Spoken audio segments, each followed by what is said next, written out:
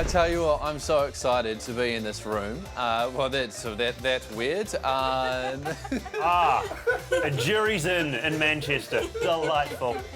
We're joined with Sam Wills, and I've been to like 4 of your shows. 9 is Tapeface, and this feels weird that you're talking. I have a mouth. Yeah. Yeah. We were wondering if you were going to mime this whole interview and we were going to that would be way subtitle too it. awkward. So... I could just sit here with tape and just stare at you Yeah. for as long as you need. Now, bro, you have had a massive year. It's been pretty big. Yeah, a huge year. So talk us through, first of all, America's Got Talent. Yeah, so that was that came about because, well, it was just a convenient thing to go on that show. I was really interested in going to America. I wanted to start doing shows over there.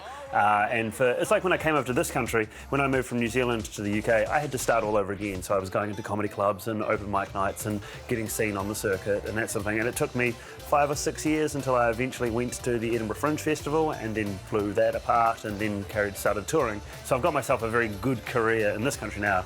So for me to go to America, which is even bigger as a comedy beast, it was going to take about 7 or 8 years for me to restart again. So I would just have to go over there and go to the comedy clubs and do the whatnot and start from the bottom up and work my way through the ranks.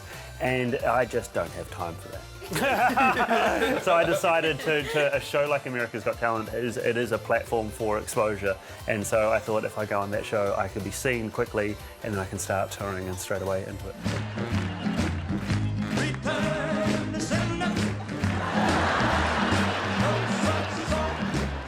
Now, did you notice it blow up after your first appearance on? Oh yeah, it was pretty crazy. It was the most surreal environment for me because being I'm from New Zealand, I live in the UK. I also do a lot of entertaining for the troops over here. So occasionally I will fly out to where the troops are, you know, out doing whatnot. So I was in Oman at the time when the first video went out in America.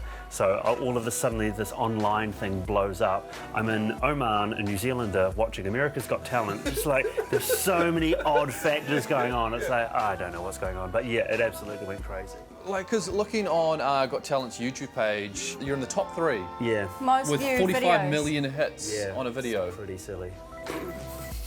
Yeah, it's tough. It's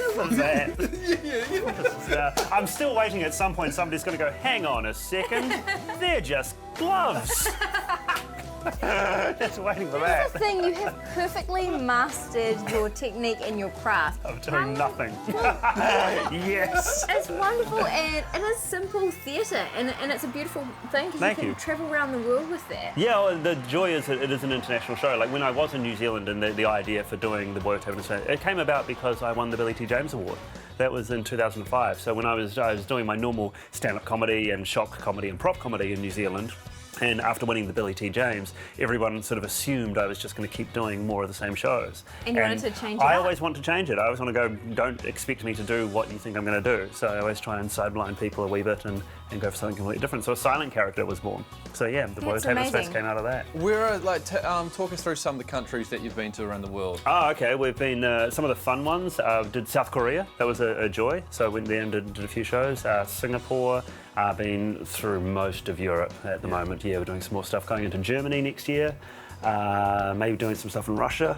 Where else? Australia. That's like the first port of call, really. That's my first international experience. Go to Australia. Okay. Because the thing with your show is that, like, you have a lot of weird props, and you travel all around the world. Customs must be. I went to Dubai last year as well, and I got stopped there, and my suitcase was taken off. I had a set of handcuffs that I used for a wedding routine, and they were the thing that got taken off me. It was pretty good. And occasionally at customs, I just try and get straight to the point. So one time I stopped at customs, and the woman was like, "Do you have anything in your suitcase?" And it's like, "Yes, I have 2 horses' heads and a toilet seat." And they were just like, "Move along, off you go.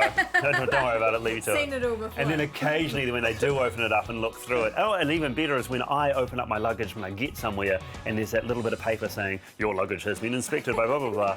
It's like, I always wonder what they are thinking when they just go, "What is going on in this suitcase?" Because it looks wrong.